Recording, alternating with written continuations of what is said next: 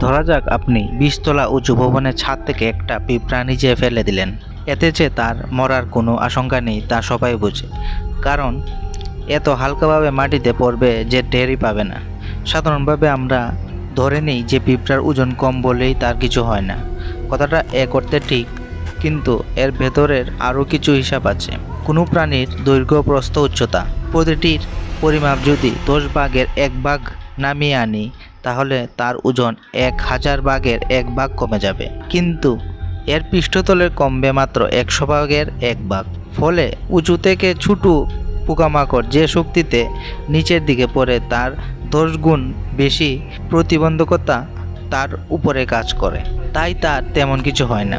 আমরা বলতে পারি 30 তলা কোনো ভবনের উপর থেকে একটি তেলাপোকা পড়ে গেলে মাটি যদি একটু নরম হয়, তাহলে সে এত উঁচু থেকে পরেও দিব্যি হেঁটে চলে যাবে।